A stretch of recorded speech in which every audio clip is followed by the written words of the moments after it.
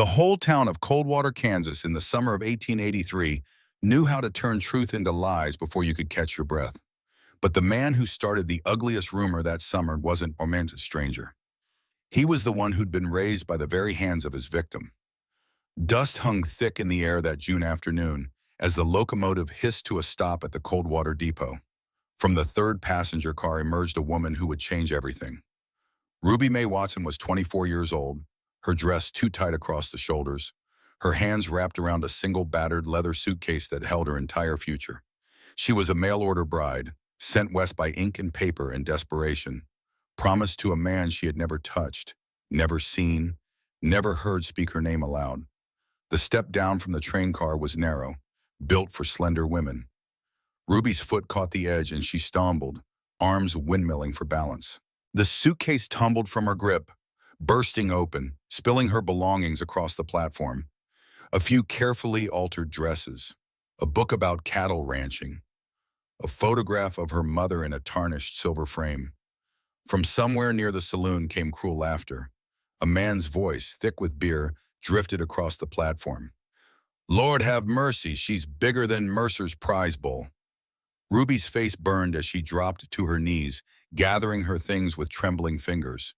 Then she saw the boots, worn leather, dusty from hard work, stopping just beside her scattered belongings. Large, calloused hands began picking up her dresses, folding each one carefully, placing them back into the broken suitcase as if they were made of silk. Ruby looked up slowly. Silas Tobias Crow stood 6 feet 4 inches tall, shoulders broad as an oak beam, weathered by 52 years of mountain and prairie living. His hair was dark brown, shot through with silver, long enough to tie back at his neck. His beard was thick and untrimmed, reaching almost to his chest, streaked with gray, the way men wore it in the Appalachian Mountains where he'd been born.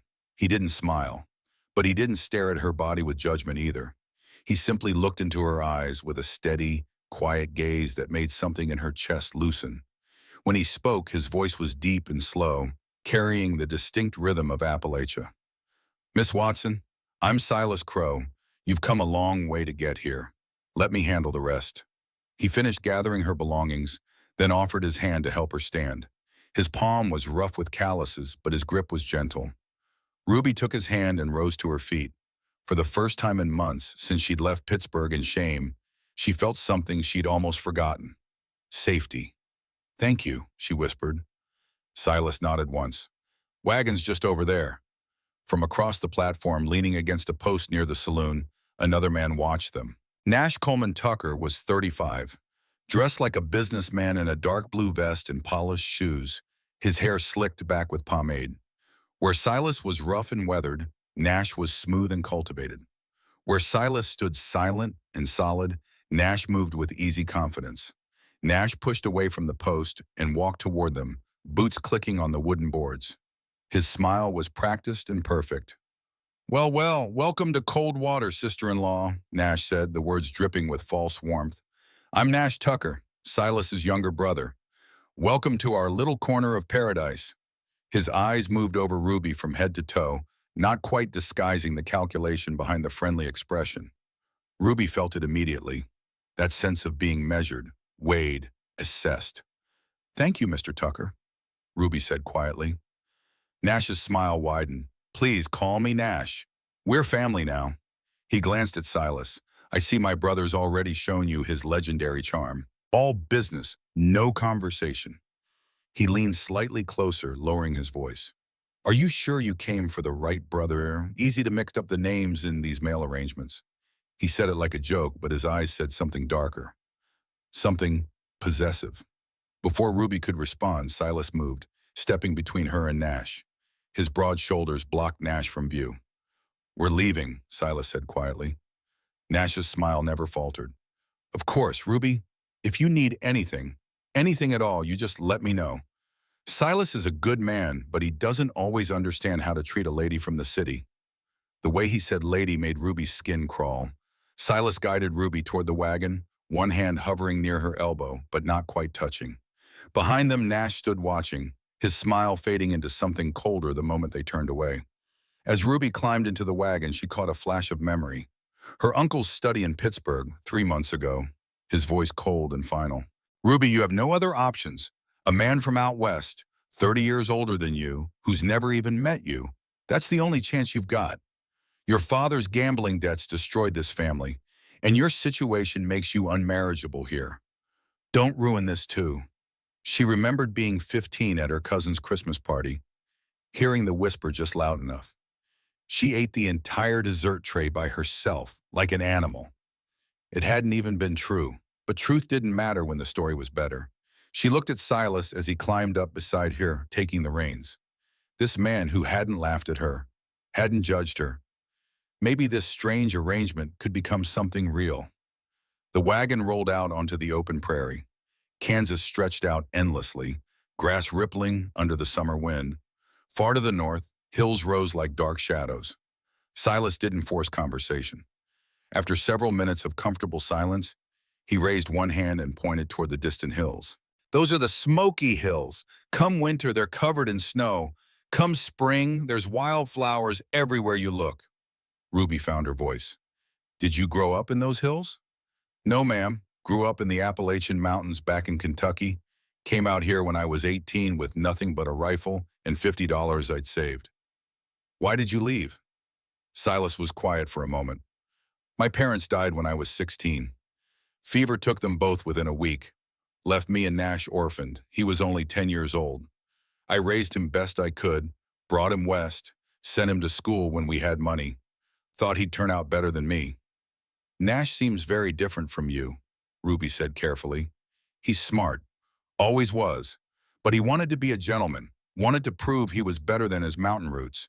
Sent himself back east for a few years to learn business and manners. Came back different, polished, but something got lost in the polishing. Ruby heard the sorrow underneath the words. This was a man who'd sacrificed everything for his brother, only to watch that brother grow into someone he barely recognized. They rode in silence for a while. Then Ruby asked quietly, "Can I ask why you looked for a wife through letters? Surely there are women here who would want a good man like you." Silas kept his eyes on the road. Women here want men who are young and rich and smooth talking. I'm none of those things. I'm old, rough around the edges, don't have much to say. I'm not what they're looking for. And I'm not what anyone's looking for either, Ruby said quietly. Silas turned to look at her fully. His dark eyes were serious and absolutely honest. Anyone who can't see your worth is blind, not you unworthy. That's their failing, not yours.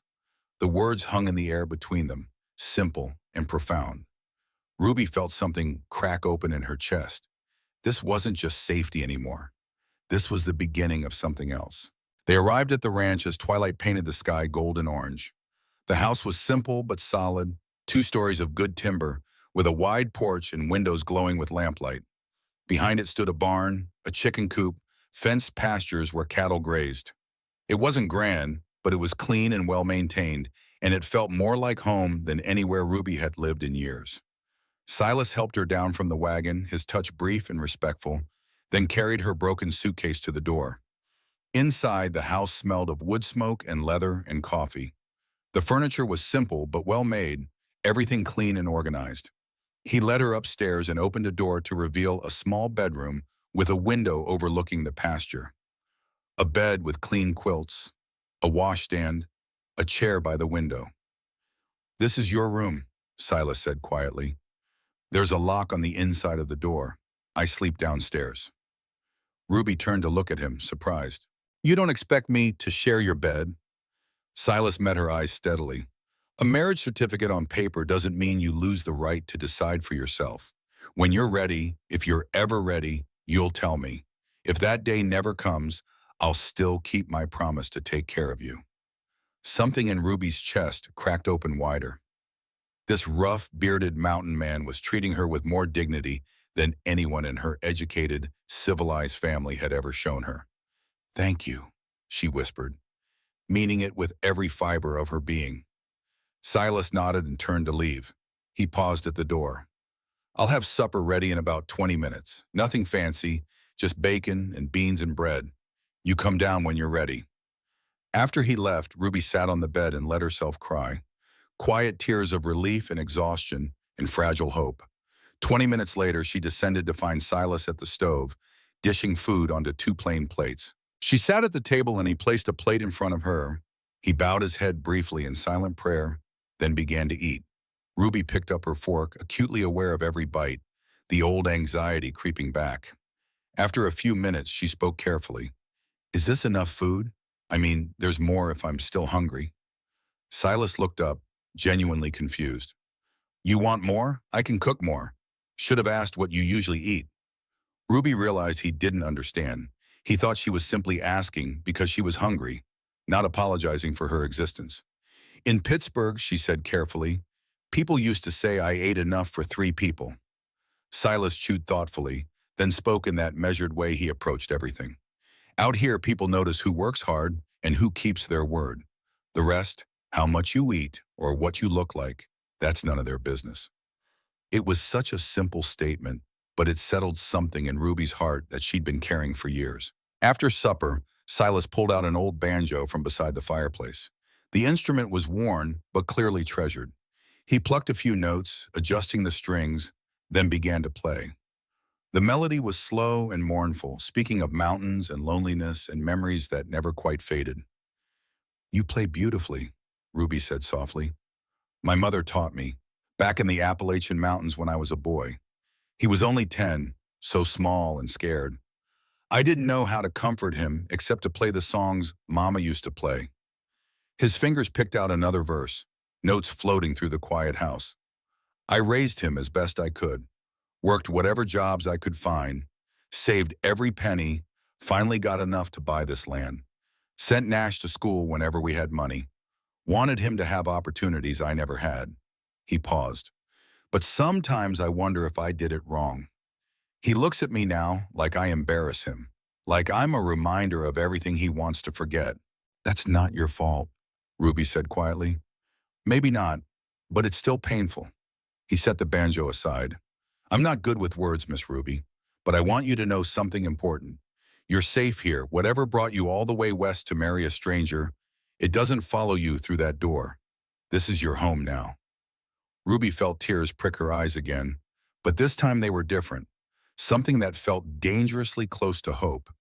That night, she lay in her small room listening to the prairie wind and the distant call of night birds. For the first time in years, she slept without nightmares. But 15 miles away in Coldwater, Nash Coleman Tucker sat at a scarred desk with pen and paper and whiskey at his elbow. He was writing a letter he'd never send, addressed to a woman named Lydia Ashford Montgomery, who lived in Philadelphia now, married to a banker. Nash's hand trembled as he wrote, "Dear Mrs. Montgomery, I wanted you to know that I've prospered here in Kansas. I have respect in this community, and soon I'll have a wife from the city, a real lady. Perhaps you'll realize what you rejected." He stared at the words, then crumpled the paper and threw it in the corner. The truth was simpler and more painful. Lydia Ashford had never loved him, had never even considered him. When he'd asked for her hand 6 years ago, she'd laugh and, "Mr. Tucker, you're nothing but a hired hand for your brother. I don't marry dependents." That moment had broken something in Nash. He'd spent 6 years trying to prove her wrong, and now his brother, his crude, uneducated mountain man brother, had found himself a city bride, a woman from Pittsburgh, from the same world that had rejected Nash. It was unbearable. Nash pulled out fresh paper and began to write a plan. Names and dates and strategies, his mind working through the problem like a chess game. Ruby Watson was the key.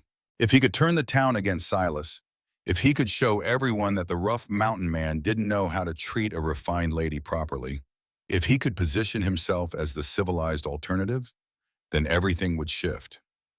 It wasn't about loving her. Nash didn't love anyone except himself. But she represented everything he needed to prove he'd risen above his origins. There was a knock at his door. Joel Levi Henricks entered, hat in hand, eager as a hunting dog. Joel was 28, lean and hungry, the kind of man who'd do anything for the right price. "You wanted to see me, Mr. Tucker?" Nash poured 2 glasses of whiskey. "I have a job for you, pays $50. Joel's eyes went wide. $50 was more than he made in 2 months. Nash leaned back, choosing his words carefully. My brother has married a woman from the city. I'm concerned that Silas doesn't know how to treat her properly. His manners are crude. I need documentation of any impropriety. Nothing manufactured. Just observe. And if you witness something inappropriate, you come straight to me. You want me to spy on your brother? I want you to protect a vulnerable woman, Nash corrected. If Silas is treating her properly, wonderful, but if not, someone needs to bear witness. Nash counted out 50 silver dollars, stacking them on the table. Joel scooped up the coins, grinning. For this kind of money, Mr. Tucker, I'm very willing. After Joel left, Nash sat alone, drinking whiskey and staring at the wall.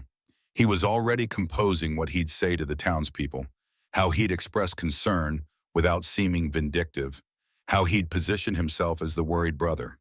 It would work, because Nash Coleman Tucker refused to spend the rest of his life in Silas's shadow. The first week passed quietly at the ranch.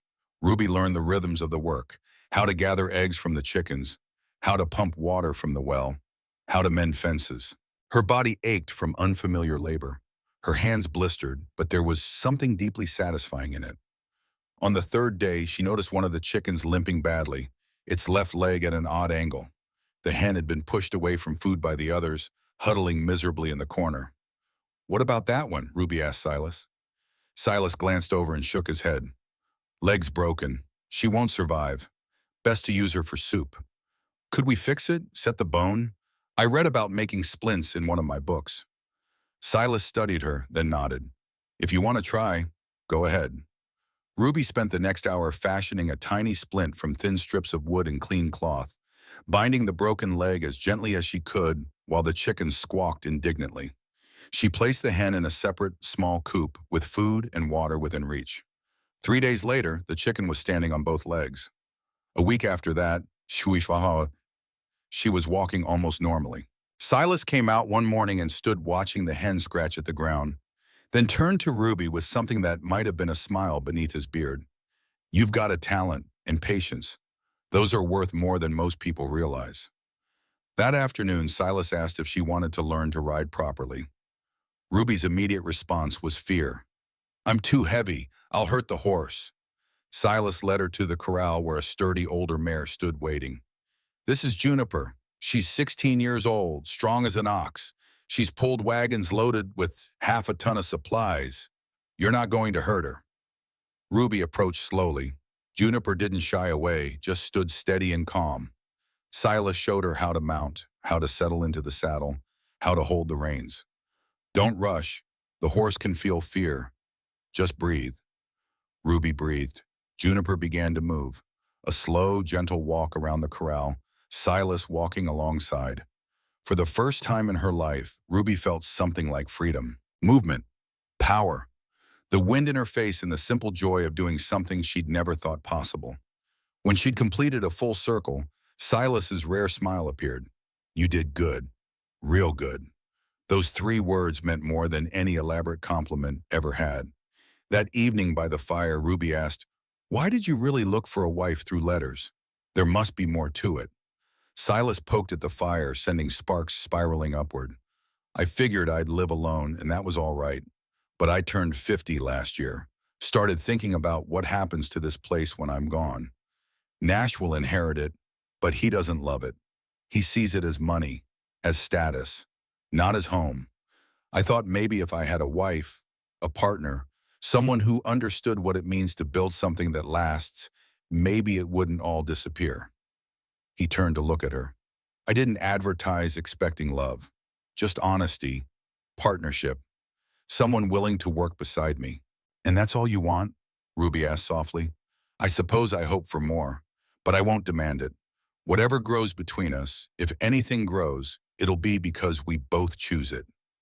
The words hung in the air, honest and raw and intimate. Ruby felt something shift inside her. "I chose to come here because I had nowhere else to go," she admitted.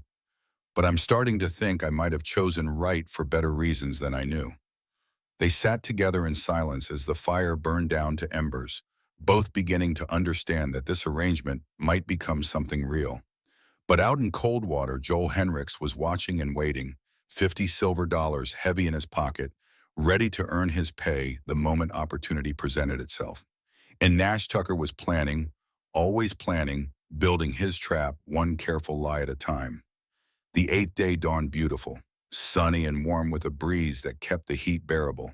Ruby had gained confidence on Juniper and asked Silas if she could practice near the windmill, where the ground was flat and safe. Silas walked alongside her, offering quiet encouragement. Ruby was laughing, actually laughing, feeling more alive than she had in years. Then came the gunshot, a single crack, sharp and sudden, fired from somewhere behind the fence line. Juniper's ears went flat, her eyes rolled white, and she reared up with a terrified whinny. Ruby lost her grip on the reins. The world tilted, sky and earth switching places, and then she hit the ground hard. Pain exploded through her knee and up her leg. She cried out, clutching at the injury as Juniper bolted away. Silas was beside her instantly, dropping to his knees. "Where does it hurt?" "My knee," Ruby gasped through tears. Blood was soaking through her dress. The fabric was torn at the hem from the fall, and Silas's eyes went to the injury, assessing quickly. "I need to see it. Make sure nothing's broken." Ruby's hand shot out, gripping his wrist. "Don't! Someone might see." Silas met her eyes, his expression serious and kind. "Out here, I don't gamble with leg injuries.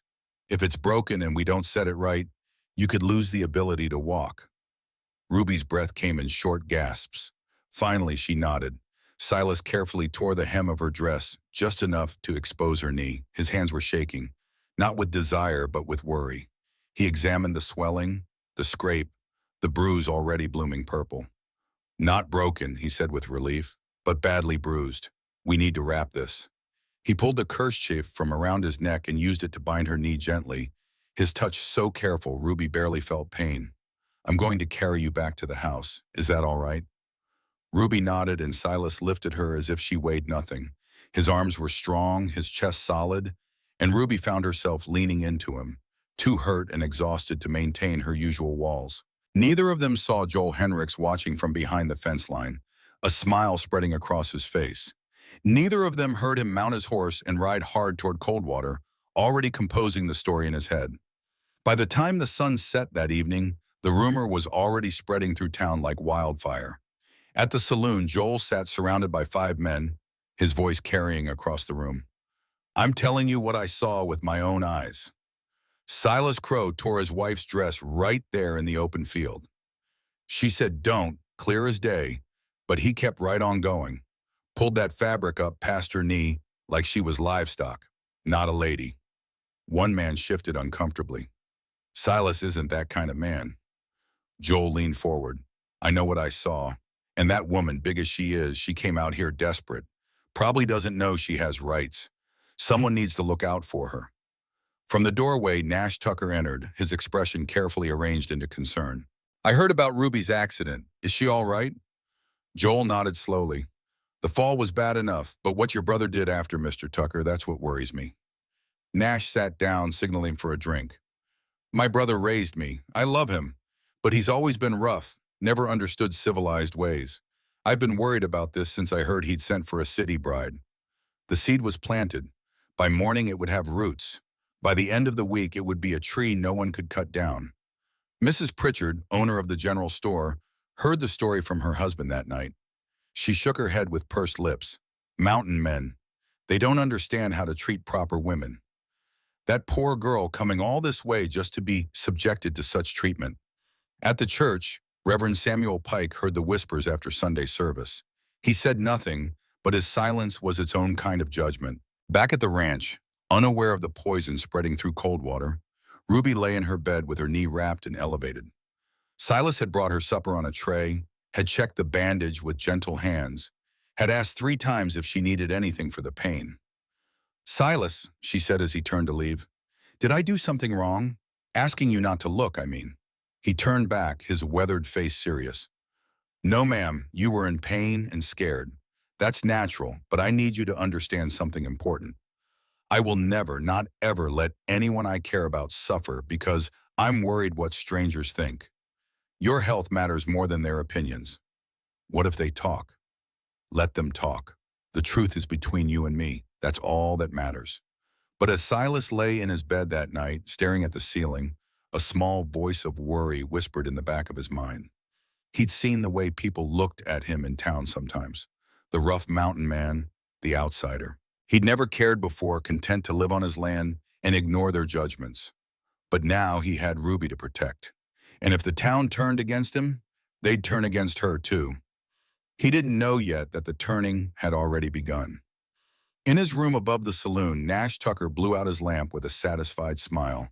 Everything was proceeding exactly as planned. Joel had played his part perfectly. The story was spreading, and tomorrow Nash would make his next move. He would visit the ranch. He would express brotherly concern. He would offer Ruby a way out, subtle and kind and impossible to refuse. And when she was isolated enough, desperate enough, grateful enough, she would turn to him instead of Silas. It was only a matter of time. Outside, the Kansas wind blew across the prairie, carrying whispers and lies and the seeds of destruction. The summer night was beautiful, stars brilliant in the endless sky, completely indifferent to the small human dramas unfolding beneath them. Ruby slept fitfully, her knee throbbing, unaware that tomorrow everything would change, that the kindness Silas had shown her would be twisted into something ugly, that the safety she'd finally found would be threatened by a man who saw her not as a person, but as a trophy, a weapon, a way to prove his worth. The trap was set. The bait was laid. And Coldwater, with its hunger for gossip and its fear of difference, was ready to spring it closed. But Ruby Mae Watson was stronger than anyone knew. And Silas Tobias Crow had not survived 52 years of hardship by giving up when things got difficult. The battle was coming. Neither of them knew it yet. But when it arrived, they would face it together. And that would make all the difference. Morning came soft and golden over the Crow Ranch, sunlight filtering through Ruby's window like honey. But the peace didn't last. Her knee throbbed with each heartbeat, the bruise having deepened overnight to purple and black, swollen tight against the bandage Silas had wrapped with such care. She heard him downstairs already, the familiar sounds of the stove being stoked, coffee boiling, the creak of floorboards under his weight. Ruby pulled herself up carefully, testing the leg. She could put weight on it, but barely. Walking would be slow and painful. By the time she made it downstairs, gripping the railing with white knuckles, Silas had breakfast waiting. He looked up from the stove, concern flashing across his weathered face. "You should have called. I would have brought it up." "I can manage," Ruby said, more sharply than she intended, then softer. "I'm sorry, the pain makes me cross." Silas pulled out her chair. "Nothing to apologize for. Sit. Eat. Then I'll check that bandage." They ate in companionable silence, but Ruby noticed something different in Silas's expression.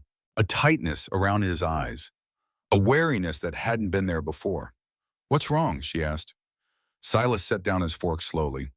"Probably nothing, but I'm going into town this morning. Need to speak with Sheriff Holt about something." "About what?" He hesitated, then met her eyes directly. "About making sure if anyone asks questions about your injury, there's a proper record. Doc Brennan should examine you, write up what happened, just to be safe." Ruby felt cold spread through her chest. "You think someone will ask questions?" "I think it's better to be careful." His voice was measured, calm, but Ruby heard the concern underneath. "People talk in small towns. I'd rather have the truth documented before rumors start." But he was too late.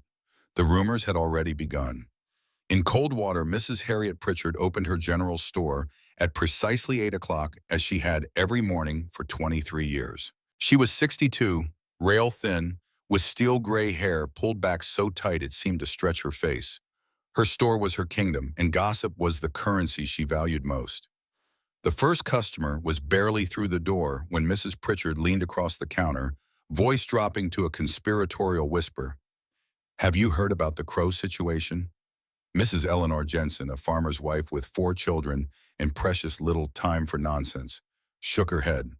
"What situation?" "That mail-order bride he brought in. From Pittsburgh, fancy city girl." "Well." Mrs. Pritchard paused for effect. "Joel Henricks witnessed something disturbing out at their ranch yesterday. Saw Silas Crow manhandle that poor woman right out in the open. Tore her dress clean off," Joel said. "She was crying and saying don't, but Silas just kept right on." Mrs. Jensen's eyes widened. That doesn't sound like Silas. Mountain men, Mrs. Pritchard said with a knowing nod. They don't understand civilized behavior. That poor girl probably came out here desperate, didn't know what she was getting into. And now she's trapped with a man who doesn't know the first thing about treating a lady properly. The story spread like prairie fire in drought season. By mid-morning, half of Coldwater had heard some version of it. Each telling added new details, embellishments that made the story more dramatic, more scandalous, more delicious to repeat. At the church, Reverend Samuel Pike heard it from 3 different sources before noon. He was 55, balding, with soft hands that had never done a day of hard labor. He prided himself on being a moral voice in the community, but he had a particular weakness for avoiding conflict. When Martha Lynn Chen came to see him that afternoon, he already knew what she wanted to discuss. Martha was 42, Chinese-American, owner of the only laundry service in Coldwater. She'd lived in this town for 15 years, had buried her husband here, had faced down prejudice and cruelty with quiet dignity. She knew exactly what rumors could do to a person's life. Reverend, she said, settling into the chair across from his desk, I need to talk to you about Ruby Crow. Pike shifted uncomfortably. I've heard the talk, Mrs. Chen. Very disturbing situation. Have you heard the truth, or just Joel Henrichs' version of events? The Reverend blinked. Are you suggesting Joel is lying? I'm suggesting that Nash Tucker paid Joel $50 the day before this supposed incident. I'm suggesting that Ruby fell from a horse and Silas checked her injury like any reasonable person would. And I'm suggesting this town is very quick to believe the worst about people who don't fit their expectations. Martha's voice was calm but hard as iron. She'd learned long ago that showing anger only gave people an excuse to dismiss her. Pike spread his hands helplessly. Even if what you're saying is true, Mrs. Chen, I can't control what people believe.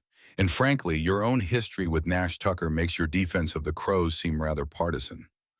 Martha felt the words like a slap. Her own history. 6 years ago, when Nash had courted her, made promises, then stolen her late husband's land and spread lies about her character when she refused to marry him. The town had believed Nash then too, the respectable businessman over the Chinese widow. She'd fought back, quietly and persistently, until she'd reclaimed her laundry business and her reputation, but it had taken years. You're right, Reverend, Martha said, standing. I do have history with Nash Tucker. I know exactly what he's capable of, and I won't stand by while he destroys another woman the way he tried to destroy me. She left before he could respond. Martha walked directly to the Crow Ranch, a journey of nearly 3 miles on foot. By the time she arrived, the afternoon sun was high and hot, and her practical gray dress was damp with sweat.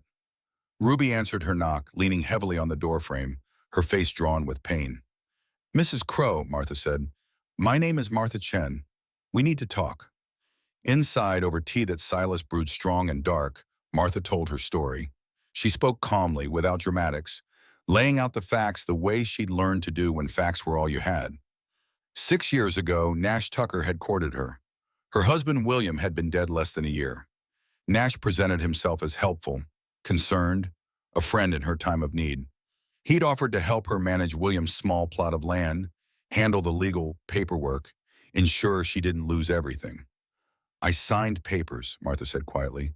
He told me they were loans, temporary measures until I could get back on my feet, but they were transfer documents. Within 6 months, he owned William's land. When I refused to marry him as payment for his help, he spread rumors, said I'd been unfaithful to William, said I was unstable, said I couldn't be trusted.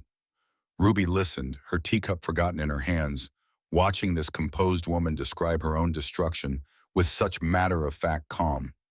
The town believed him, Martha continued. Why wouldn't they? He's charming, well-spoken, respectable. I'm a Chinese widow. For 2 years, I had no customers at my laundry. I nearly starved. It was only when Silas started bringing me his washing, publicly and consistently, that others slowly began to follow. He never asked why I needed help. He just helped. Silas, sitting in his chair by the cold fireplace, said nothing, but his weathered face showed discomfort at being praised. Why are you telling me this? Ruby asked. Because Nash is doing the same thing to you that he did to me. He's creating a narrative where you're the victim and Silas is the villain and Nash is the hero who can save you.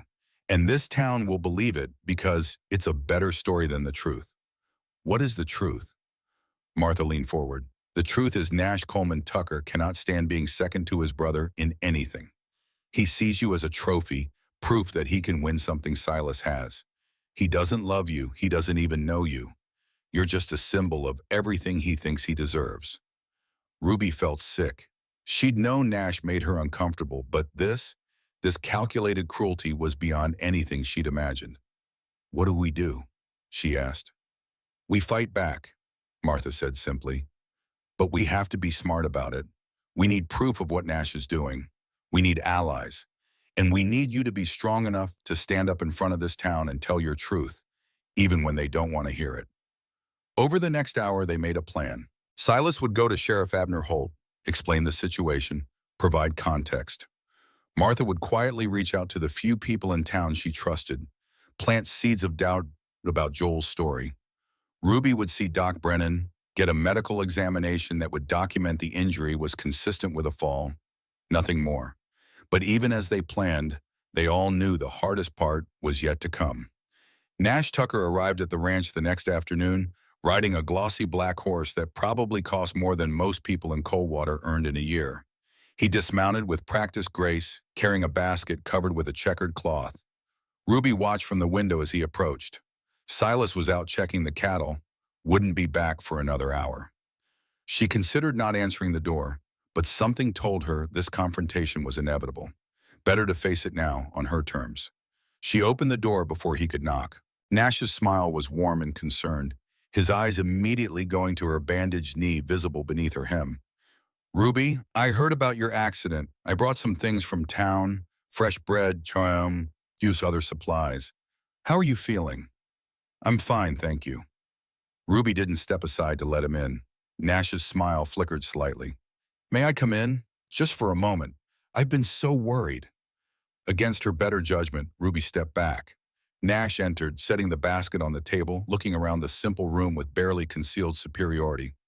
Silas keeps things sparse, doesn't he? Very different from what you're used to in Pittsburgh, I imagine. It's comfortable, Ruby said stiffly. Of course, of course. Nash turned to face her, his expression shifting to practiced sympathy.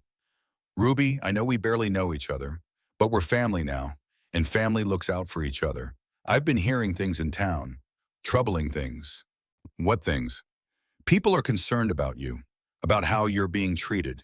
This injury, the circumstances around it. Some folks are saying Silas was, well, inappropriate in how he handled the situation. Ruby felt anger flare hot in her chest. Silas saved me from potentially losing the use of my leg. He acted exactly as he should have. Nash held up his hands in a placating gesture. I believe you, I do.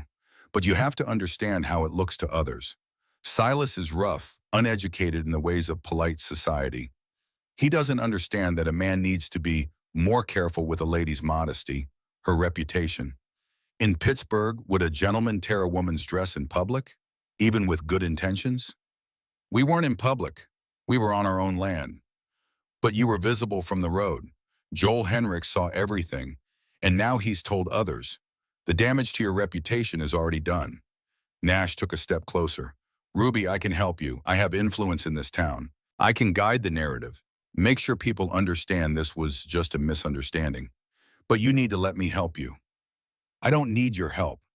Nash's expression hardened for just a fraction of a second before the sympathetic mask slipped back into place. Don't you? You're isolated out here. You have no friends, no support system. The whole town is talking about you, about how desperate you must have been to marry a man like Silas. How sad it is that you've fallen into this situation. Each word was calculated to wound, to make her feel small and helpless and dependent. Mr. Tucker, Ruby said, her voice steady despite her racing heart, I know what you did to Martha Chen. The mask cracked. Nash's eyes went cold. Mrs. Chen is a bitter woman who can't accept that her poor decisions led to her circumstances. Whatever she's told you is colored by her own failures. She told me you stole her land, that you spread lies about her when she wouldn't marry you, that you're doing the same thing to me now.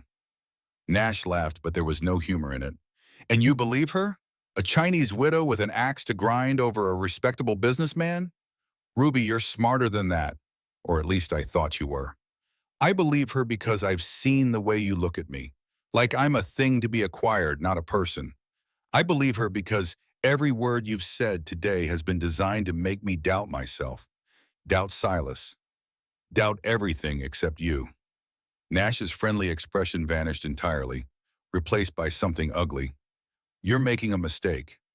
Silas can't protect you. He's barely more than an animal, living out here in the dirt. You deserve better. You could have better, with me. Get out. Ruby, think about what you're saying. Think about your future. I said get out. For a moment, Nash just stared at her, his jaw tight with suppressed rage. Then he picked up his basket and walked to the door. He paused on the threshold, looking back. You'll regret this. When the whole town turns on you, when you have nowhere to go and no one to turn to, you'll remember that I offered you a way out. And by then the offer will be gone. He left, mounting his horse and riding away without looking back.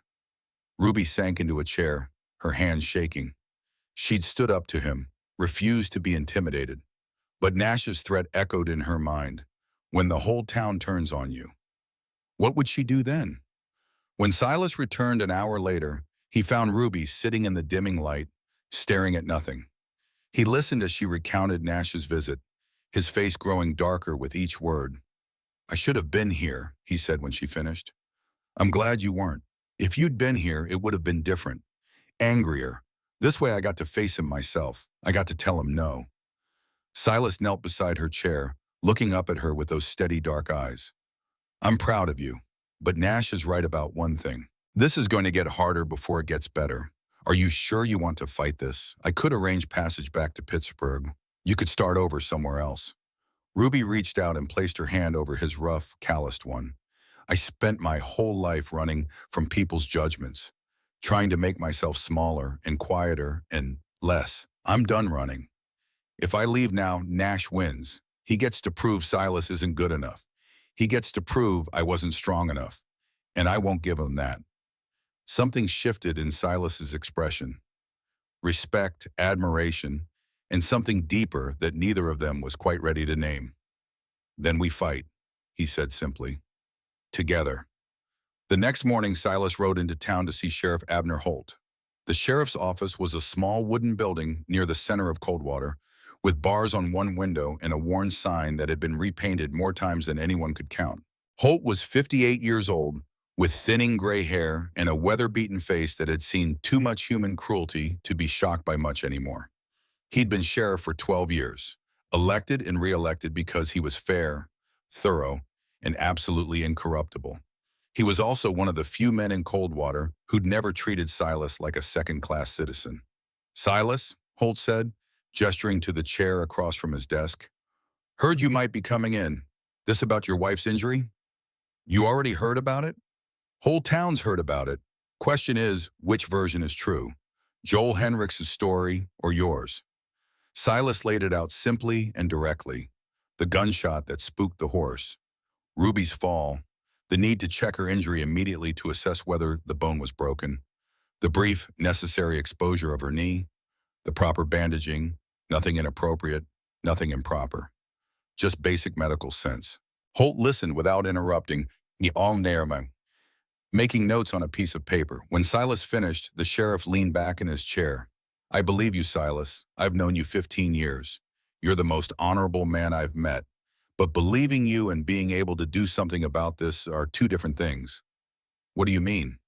I mean, Joel Henrich swears he saw what he saw. He's got 6 men who'll testify he told them the same story the very night it happened. Consistent details. No contradictions. And Nash Tucker, your own brother, has been expressing concern about the situation. Says he's worried about Mrs. Crow's well-being. Says he thinks you might not understand how to treat a refined lady. Silas felt anger build in his chest, hot and tight. Nash is lying. He's manipulating this whole situation. Probably, but I can't arrest a man for lying unless it's under oath. And right now, this is he said. You need more than your word against Joel's. You need proof. What kind of proof?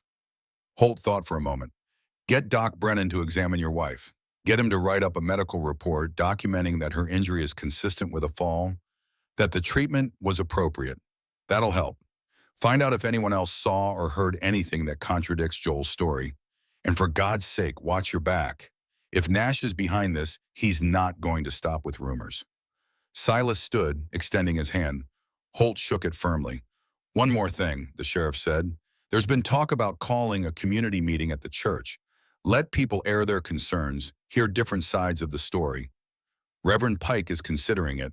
If that happens, make sure your wife is ready. They're going to ask her questions. They're going to judge her. It won't be pleasant. She's stronger than people think. She'll need to be. Silas's next stop was Doc Ernest Brennan's office, a small building that smelled of carbolic acid and old books. Doc Brennan was 50 years old, with kind eyes behind wire-rimmed spectacles and hands that were steady even after 30 years of frontier medicine. He listened to Silas's request without surprise. Already heard about this situation. Figured you'd be by. Bring Mrs. Crow in tomorrow morning. I'll do a thorough examination, document everything properly. If anyone questions my findings, they can take it up with the Territorial Medical Board. Thank you, Doc. Brennan waved off the gratitude. I'm not doing this as a favor, Silas. I'm doing it because it's the right thing to do, and because I've seen what happens when rumors go unchecked in small towns.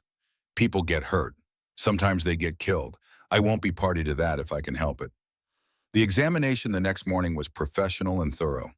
Doc Brennan examined Ruby's knee, measured the bruising, checked the range of motion, asked detailed questions about the fall and the immediate aftermath. When he finished, he sat at his desk and wrote out a formal report in his careful, precise handwriting. The injury is entirely consistent with a fall from a horse, he said, signing and dating the document. The bruising pattern, the location, the severity, all match exactly what you'd expect. The treatment Mr. Crow provided was appropriate and likely prevented further injury. There is no evidence whatsoever of inappropriate conduct. He handed the report to Ruby. Keep this safe. You might need it. Over the next few days, Martha Chen moved quietly through Coldwater, talking to the few people she trusted. She spoke to the blacksmith, who owed Silas money from a loan that Silas had never pressed him to repay. She spoke to the seamstress, who remembered how Nash had cheated her out of payment for 3 suits 2 years ago. She spoke to the owner of the feed store, who'd seen Joel Henricks counting a large stack of silver coins the morning after the supposed incident. Seeds of doubt, small cracks in the story, not enough to change most minds, but enough to make a few people pause and reconsider. At the same time, Nash was working just as hard in the opposite direction. He made sure to be seen everywhere in town, always with an expression of deep concern, always ready to quietly share his worries about his brother's treatment of poor Ruby. He was particularly effective with the women of Coldwater, who found his refined manners and educated speech far more appealing than Silas's rough mountain ways. I love my brother, Nash would say, shaking his head sadly. But he raised me, not the other way around. He doesn't understand civilized society. And that poor woman, coming from Pittsburgh, educated and refined, she deserves so much better than what she's getting. The women nodded sympathetically. Poor Nash, burdened with such a crude brother. Poor Ruby, trapped in an unfortunate situation. By the end of the week, Coldwater had divided into camps. The majority believed Nash and Joel's version of events. A small minority, mostly people who'd been helped by Silas over the years, remained skeptical. And a handful, led by Sheriff Holt and Martha Chen, were quietly working to uncover the truth. Then Reverend Pike announced there would be a community meeting at the church on Sunday evening. All were invited to attend. The purpose was to address concerns about the Crow situation and determine whether any action needed to be taken to protect Mrs. Crow's well-being. When Ruby heard the news, she felt her stomach drop. A public trial. That's what this was. She'd be standing in front of the entire town, being judged, questioned, examined like a specimen under glass. I don't know if I can do this, she told Silas that evening. They were sitting on the porch, watching the sun set over the prairie. Silas had brought out 2 chairs, positioned them close enough that their shoulders almost touched. You don't have to, he said quietly. We can leave it tonight. Head west, start over somewhere else. Colorado maybe, or Wyoming. Somewhere no one knows us. Ruby was tempted. God, she was tempted. To run, to hide, to never face the judgment she knew was waiting. But then she thought about Martha Chen, who'd faced down this same cruelty and survived. She thought about all the years she'd spent making herself smaller, quieter, less, trying to fit into spaces that were never meant for her. She thought about the person she wanted to become. No, she said finally. I'm staying, I'm fighting. Even if I lose, at least I'll lose on my feet. Silas reached over and took her hand. His palm was rough and warm and steady. Then we'll face it together. And whatever happens, you won't be alone. They sat in silence as the sky turned from gold to purple to deep blue, stars beginning to emerge one by one. Tomorrow would bring new challenges, new battles. But tonight they had this moment of peace. And sometimes that was enough. Inside the house, Ruby's thoughts turned to the meeting ahead. She'd need to prepare, to think through what she'd say, how she'd respond to accusations and questions designed to trap her. But more than that, she'd need to decide who she was going to be when she stood in front of that crowd. The old Ruby, apologetic and small, desperate for acceptance. Or someone new, someone stronger, someone who refused to be defined by other people's judgments. The choice was hers to make. And for the first time in her life, Ruby Mae Watson Crowe was ready to choose herself. Miles away, in his room above the saloon, Nash Tucker was also preparing for Sunday's meeting. But his preparations were different. He was rehearsing his speech, perfecting his expression of brotherly concern, planning exactly how to position himself as the reasonable voice of civilization. He had Joel prepared to give testimony. He had sympathetic townspeople ready to express their concerns. He had everything arranged to ensure that when the meeting ended, public opinion would be firmly against Silas. And then, in the aftermath, when Ruby was isolated and desperate, he'd make his final move. It was all going according to plan. Or so he thought. What Nash didn't know was that Martha Chen had spent the last 3 days tracking down every business transaction he'd made in the past 6 years. What he didn't know was that Sheriff Holt had quietly interviewed Joel Henrichs' drinking buddies and discovered the hired hand had been bragging about a big payday from Mr. Tucker. What he didn't know was that Doc Brennan had written to a colleague in Pittsburgh who'd confirmed that Ruby Watson's family had indeed fallen on hard times, but that Ruby herself was known as honest, intelligent, and kind. Nothing like the desperate, unstable woman Nash had been subtly describing. The trap Nash thought he'd set was about to close on him instead. But first there would be the meeting, the confrontation, the moment when everything would be decided. Sunday evening approached like a storm on the horizon, inevitable, dangerous, possible to avoid. Ruby spent Saturday evening with Martha, rehearsing what she'd say, practicing how to stay calm under pressure. Martha coached her with the patience of someone who'd survived her own public trial. They'll try to make you angry, Martha said. Don't let them. Anger makes you look unstable. They'll try to make you cry. Don't let them. Tears make you look weak. You need to be steady, calm, and absolutely truthful. Even when the truth is hard. What if they don't believe me? Some won't, no matter what you say, but you're not talking to them. You're talking to the people in the middle, the ones who haven't made up their minds yet. Those are the ones you need to reach. Saturday night, Ruby couldn't sleep. She lay in her small room, listening to the house settle, thinking about tomorrow, about standing in front of all those people, about the judgment in their eyes, about the choice she was making to fight instead of flee. Downstairs, Silas couldn't sleep either. He sat in his chair by the cold fireplace, his mother's banjo in his hands, playing softly so as not to disturb Ruby. The old mountain songs his mother had taught him, melodies of hardship and survival and endurance. He'd faced down blizzards and droughts and financial ruin. He'd buried his parents and raised his brother and built a life from nothing. But he'd never been afraid of losing something the way he was afraid of losing Ruby. Not because he owned her, she could never be owned, but because somewhere in the past 2 weeks, she'd become important to him in a way he hadn't expected. She'd become home, and he'd fight heaven and hell to protect that. Sunday dawned clear and bright, mocking the tension that gripped both the Crow Ranch and the town of Coldwater. Ruby dressed carefully in her best dress, the dark blue one she'd worn on the train. She pinned her hair up neatly. She looked at herself in the small mirror and barely recognized the woman looking back. Scared, yes, but not broken. Not anymore. Silas hitched up the wagon and they rode into town in silence. Martha met them at the church entrance, along with Sheriff Holt and Doc Brennan, a small group of allies in a sea of judgment. "Ready?" Martha asked quietly. Ruby took a deep breath, "As I'll ever be." They walked into the church together and every head turned to watch. The battle was about to begin. The church was packed, every pew filled, people standing along the walls, bodies pressed together in the summer heat. The air was thick with sweat and whispered conversations that died the moment Ruby Mae Watson Crowe walked through the door. She felt every eye on her as she moved down the center aisle, Silas on one side, Martha Chen on the other. Sheriff Holt and Doc Brennan followed close behind, a small fortress of support in a room full of judgment. Ruby kept her head up, her shoulders back, even as her knee throbbed with each step. She would not limp. She would not show weakness. Not here. Not now.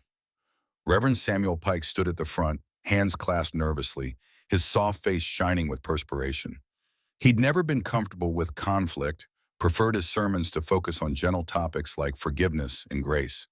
But he couldn't avoid this. The whole town had demanded it. "Please," Pike said, his voice barely audible over the murmuring crowd. "Please, everyone take a seat. Let's conduct this meeting with dignity and Christian charity." The murmuring didn't stop, but people settled into their places. Ruby took a seat in the front pew, Silas beside her, his presence solid and reassuring. Martha sat on Ruby's other side, her spine straight, her expression calm. She'd been through this before. She knew what was coming. Nash Tucker sat 3 rows back, perfectly positioned to appear concerned but not confrontational. He wore his best suit, his hair carefully styled, his expression arranged into brotherly worry. Joel Henricks sat beside him, hat in hand, looking like a reluctant witness forced to tell an uncomfortable truth. The performance was masterful.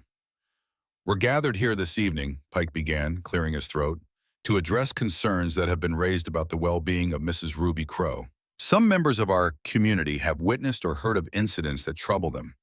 We thought it best to bring everything into the open, to hear from all parties, and to determine if any action needs to be taken." He paused, looking uncomfortable.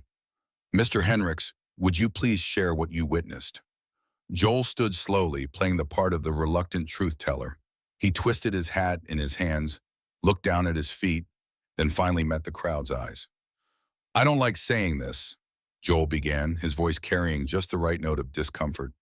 "Silas Crowe has been nothing but fair to me as an employer.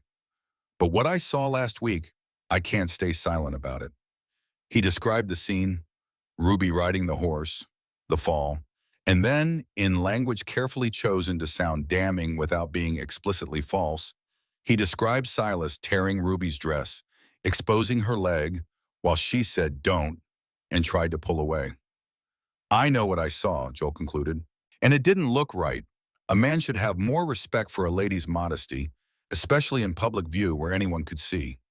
The crowd murmured, heads nodding. This confirmed what they had already heard, what they wanted to believe. The rough mountain man who didn't know how to treat a refined city woman. Pike looked pained. "Mrs. Crowe, would you like to respond?" Ruby stood slowly, feeling hundreds of eyes on her. Her heart hammered so hard she thought everyone must hear it. But when she spoke, her voice was steady. "I'd like to tell you what actually happened that day." She described the gunshot that spooked Juniper, the fall, the immediate sharp pain in her knee, the blood soaking through her dress. "I was frightened," Ruby said clearly. "I thought my leg might be broken. When my husband knelt beside me and said he needed to check the injury, I said don't, because I was scared someone might see, not because he was doing anything wrong, because I was worried about appearances." She paused, letting that sink in. "My husband told me he wouldn't gamble with my health because of what strangers might think. He examined my knee, determined it wasn't broken, bandaged it properly, and carried me home. He acted exactly as any reasonable person would in a medical emergency." "That's not what it looked like from where I stood," Joel interjected. Ruby turned to face him directly. "How much did Nash Tucker pay you to stand where you were standing, Mr. Henricks?" The church erupted, voices raised in shock, in anger, in excitement at this unexpected turn. Pike banged his hand on the pulpit, calling for order. Joel's face flushed red. "I don't know what you're talking about." Sheriff Holt stood, his voice cutting through the chaos. "I do. I've got 3 witnesses who'll testify they saw you counting out 50 silver dollars the morning after this incident. $50 you couldn't explain, except to say you'd done a job for Mr. Tucker." All eyes swung to Nash, who remained perfectly composed. He stood, his expression one of hurt confusion. "Sheriff, I did pay Joel for work. He helped me survey some land I'm considering purchasing. That's hardly a crime. If you're suggesting I paid him to lie, you're gravely mistaken." "Then let's talk about Martha Chen," Ruby said, her voice growing stronger. "Let's talk about how 6 years ago you courted her, promised to help her after her husband died, then stole her land and destroyed her reputation when she wouldn't marry you." Martha stood beside Ruby, adding her voice. "I have documentation. Transfer papers Nash had me sign under false pretenses. Testimony from people who heard him spread lies about me. The same pattern he's using now against Ruby and Silas." Nash's calm facade cracked slightly. "Mrs. Chen is a bitter woman who made poor business decisions and has blamed me for her failures ever since. This is slander." "Is it?" Doc Brennan stood, holding up his medical report. "Because I examined Mrs. Crow 2 days ago. Her injury is entirely consistent with a fall from a horse. The treatment Mr. Crow provided was appropriate and likely prevented serious complications. There's no evidence of any improper conduct." He handed the document to Reverend Pike, who read it with growing discomfort. The crowd was beginning to shift, confusion replacing certainty, doubt creeping in where there had been judgment. Mrs. Harriet Pritchard stood, her thin face set in stubborn lines. "Even so, Mrs. Crow came here under questionable circumstances. A mail-order bride, desperate enough to marry a man she'd never met. How do we know she's telling the truth now? Perhaps she's simply too ashamed to admit what really happened." Ruby felt the old shame try to rise up, but she pushed it down. She'd come too far to let that voice win now. "You're right, Mrs. Pritchard," Ruby said, her voice ringing clear through the church. "I did come here desperate, but I'm not desperate anymore." She paused, letting the simple truth settle over the crowd. "I came west expecting nothing but a roof over my head and work to do. What I found was a man who treated me with more respect and kindness than anyone in my so-called civilized family ever had."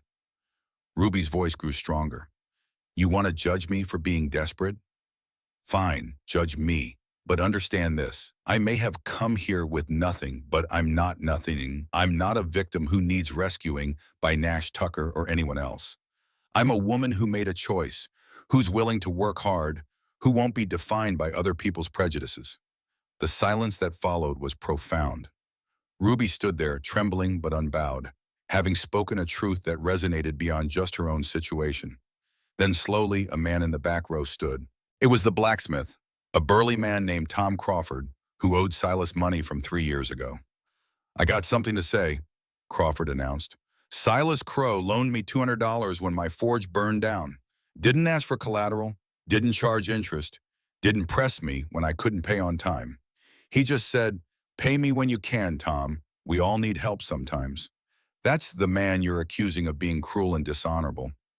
A woman stood next, the seamstress, Alice Morrison. "Nash Tucker ordered 3 suits from me 2 years ago, never paid. When I asked for my money, he told people I did shoddy work and couldn't be trusted.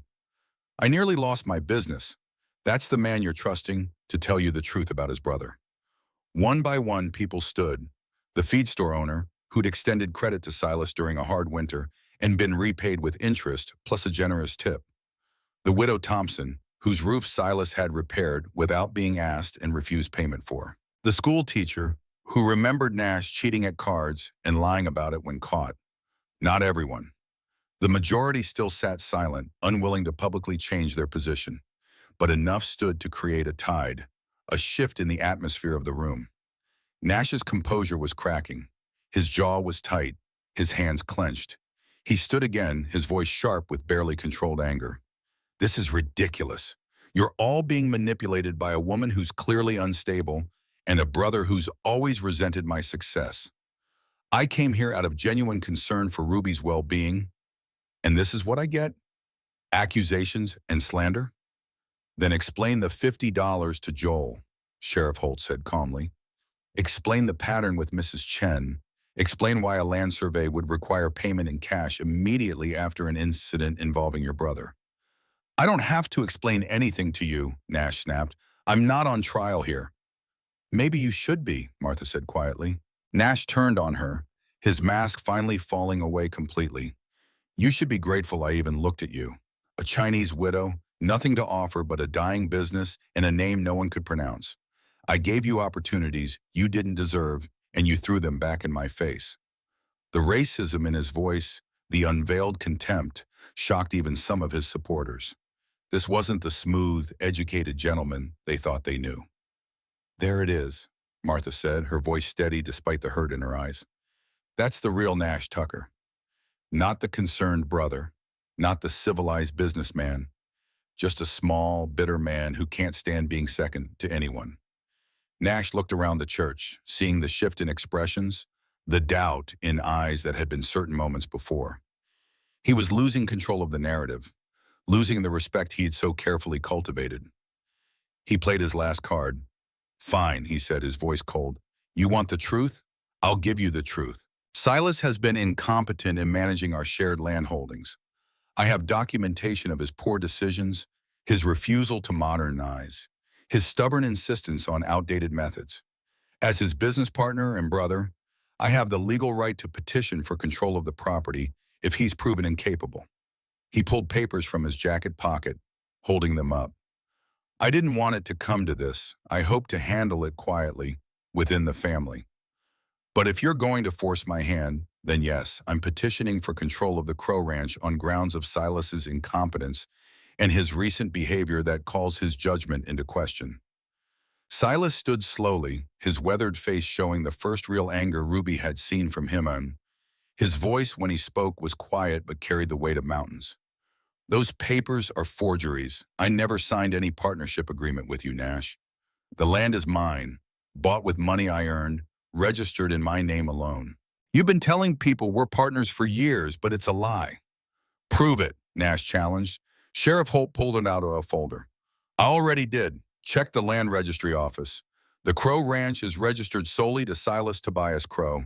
Has been for 15 years. Nash Tucker's name appears nowhere on the deed. Nash's face went pale, then flushed deep red.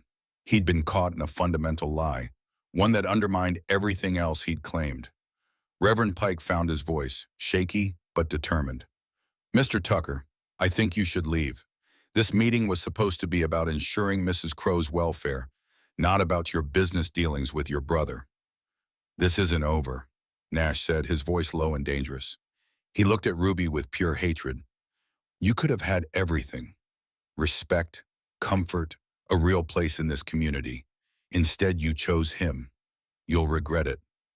I already have everything I need, Ruby said quietly. And I've never regretted choosing honesty over convenience. Nash stormed out, Joel Henrik scrambling to follow. The church erupted into conversation, everyone talking at once. Pike banged on the pulpit again. Please, please, order. I think we need to address the original question. Mrs. Crow, do you feel safe in your current situation? Do you feel you have been treated with respect and dignity by your husband? Ruby looked at Silas, at this rough, bearded man who'd never once made her feel like a burden, who'd defended her, believed in her, stood beside her when it would have been easier to send her away. I feel safer and more respected than I ever did in my family's house in Pittsburgh, Ruby said clearly. Silas Crow is the most honorable man I've ever known, and I'm proud to be his wife. Silas reached out and took her hand, right there in front of everyone. A simple gesture, but it said everything that needed saying. Pike nodded slowly. Then I believe this matter is settled, unless anyone else has legitimate concerns to raise. Mrs. Pritchard stood, her thin face working through some internal struggle. Finally she spoke, her voice tight. I may have been hasty in my judgment. Mrs. Crow, I apologize for my treatment of you at the store. You're welcome there anytime.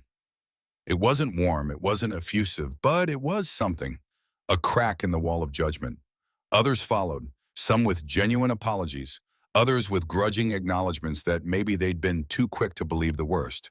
Not everyone. Some left the church still convinced Nash had been wronged. But the tide had turned enough. As people filed out, talking in groups, processing what they'd witnessed, Ruby felt the tension drain from her body. She sagged against Silas, who wrapped an arm around her shoulders.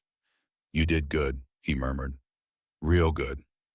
Martha approached, her eyes bright with unshed tears. "Thank you for speaking up about what Nash did to me, for making them hear it." "Thank you for being brave enough to tell your story first," Ruby replied. "I couldn't have done this without you." Sheriff Holt joined them, his expression grim. "This isn't completely over. Nash is going to be angry, humiliated. Men like that, they don't just accept defeat. You need to be careful." "What can he do?" Ruby asked. "I don't know, but I'll be watching him closely, and if he steps 1 foot out of line, I'll be ready."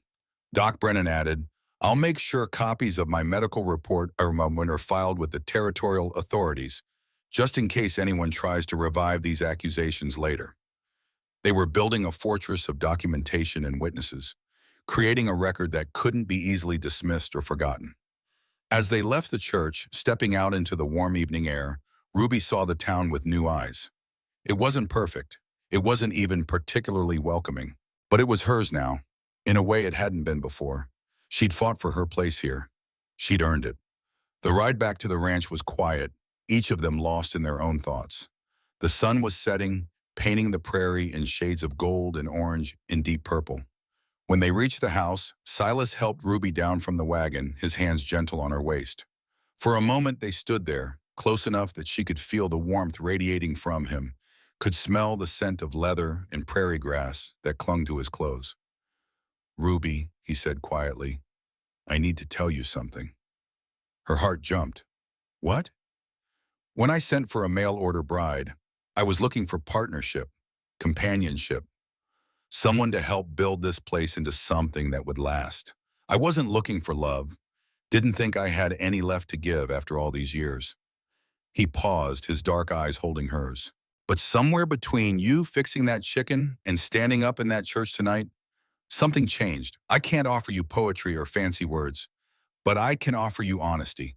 And the honest truth is, I'm falling in love with you." Ruby felt tears prick her eyes, but these were different from the tears she'd shed so many times before. These were tears of joy, of relief, of coming home. "I came here expecting nothing," she whispered. "But I found everything. I found someone who sees me, really sees me, and doesn't look away. I love you too, Silas. Not because I'm desperate or grateful, but because you're good and kind and real." He kissed her then, gentle and careful, asking permission with every movement. And she kissed him back, pouring into it all the words she didn't have, all the feelings that were too big for language. When they finally pulled apart, both breathing hard, Silas smiled, a real smile full and bright beneath his beard. "We should probably go inside before the neighbors start talking." Ruby laughed, the sound surprised out of her. "I think they've done enough talking for one day." But they went inside anyway, into the house that was becoming a home, into a life they were building together one day at a time. 6 months passed, winter came to Kansas, covering the prairie in snow, making the Smoky Hills live up to their name. The ranch settled into the rhythms of cold weather work, feeding cattle, breaking ice on water troughs, keeping the house warm against the bitter wind. Ruby's belly swelled with pregnancy, a development that surprised and delighted them both. Silas treated her like precious glass until she finally told him firmly that she was pregnant, not broken, and still perfectly capable of gathering eggs and cooking meals. In town, the scandal slowly faded, replaced by new gossip, new dramas. Some people never changed their minds about the Crows, would always believe Nash's version of events. But enough had shifted that Ruby could shop at Pritchard's store without being refused service, could attend church without feeling every eye judging her. Martha Chen became a regular visitor at the ranch, a friend and mentor who taught Ruby about surviving in a world that didn't always want to make space for you. Nash had left Coldwater 2 weeks after the church meeting, unable to face the whispers and the knowing looks. He'd gone east, supposedly to pursue new business opportunities. Joel Henricks had slunk away shortly after, finding work on a ranch 2 counties over. Good riddance to both of them. On a cold January morning, Silas rode into town to visit the sheriff. Holt had sent word that there was news. Got a letter from Philadelphia, Holt said, handing over an envelope. Thought you should see it.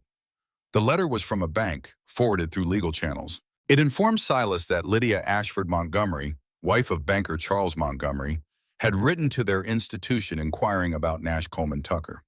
The bank's response, included in the forwarding, was brief and devastating. Mr. Tucker had no accounts with their institution, held no properties, had no business relationships of any kind.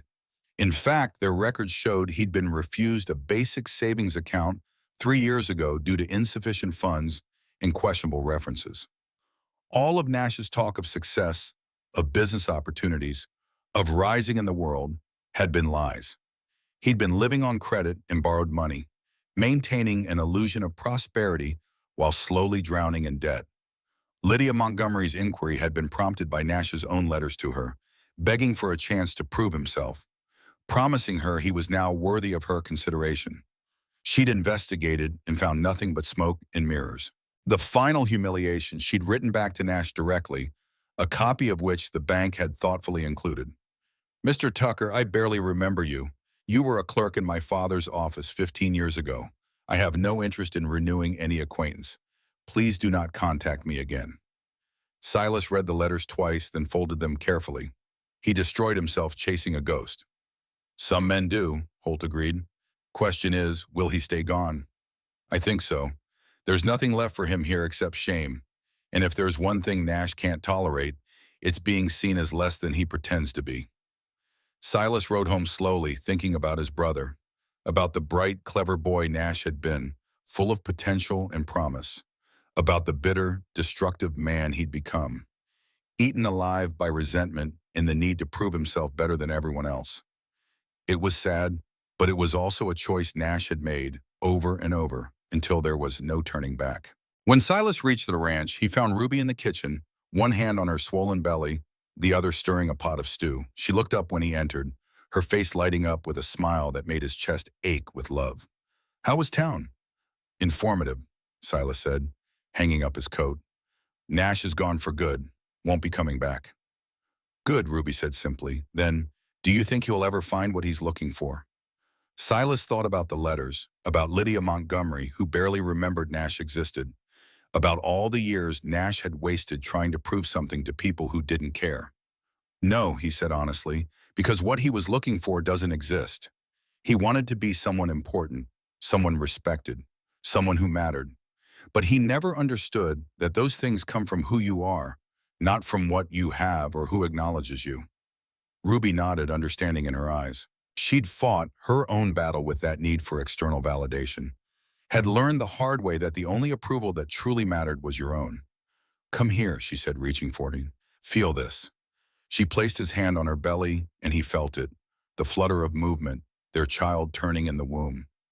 Life continuing, growing, becoming. It's strong, Silas said, wonder in his voice. She's strong, Ruby corrected with a smile. I think it's a girl, and I want to name her Grace.